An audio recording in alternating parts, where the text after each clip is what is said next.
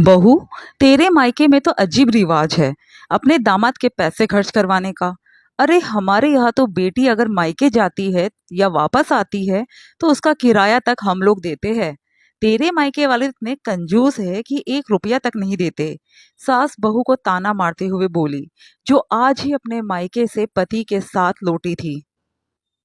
भाभी, अपने मायके वालों को कभी कहती नहीं हो क्या कि कम से कम आपके आने जाने का किराया तो दे दे। यूं भैया के पैसे खर्च करवा कर मजा आता है क्या आपको? अरे पत्नी तो वो होती है जो अपने पति के पैसों की बचत करती है। ननद भी कहा पीछे रहती। उसने भी सुनाते हुए कहा, भाई हम तो हमारी बेटी के ससुराल आने जाने का पूरा खर्चा देते हैं। चाहो तो पूछ लो, ये तेरे सामने ही बैठी है। मजाल है कि दामाद जी के थोड़े से भी पैसे खर्च करवाए हो। हमें तो खुद ही शर्म आ जाती है कि बेटी दामाद अपना पैसा खर्च करके आ रहे हैं। सास शेखी बगाड़ते हुए बोली, अरे माँ रहने दो ना। भाभी के माता पिता कहाँ से खर्चा करेंगे? आखिर एक नहीं, दो नहीं, तीन तीन बेटियां हैं उनकी। आखिर कब तक बेटी दामाद को आने जाने का किराया देंगे? और फिर मन भी तो होना चाहिए देने वाले का। ननद ताना मारते हुए बोली। बहू को सुनते हुए काफी देर हो चुकी थी, पर फिर भी वो शांत थी।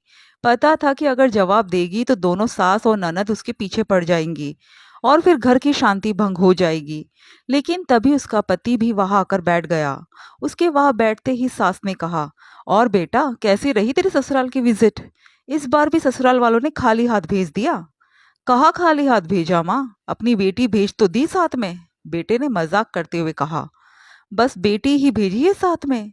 और आने जाने के किराए का क्या? आने जाने में पैसे नहीं लगते? वो तो कभी नहीं देते वो लोग तुझे।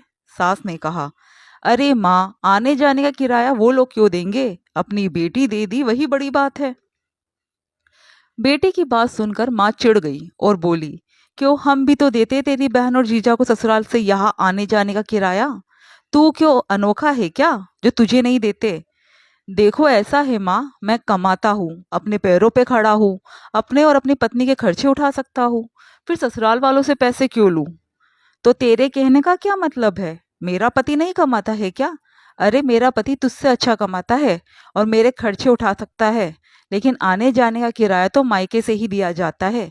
ये तो रिवाज है। बहन बीच में बोली, क्या फायदा मुझसे ज्यादा कमाने का? पापा के गुजर जाने के बाद 3 साल तक तेरे पति ने तुझे मायके ही नहीं भेजा, क्योंकि उस समय मैं भी नहीं कमाता था और घर की स्थिति ऐसी नहीं थी कि हमारे खर्च निकल जाने के बाद हम बचत भी कर पाए। क्या वो तेरे मायके आने जाने का खर्चा उस समय अफोर्ड नहीं कर सकता था?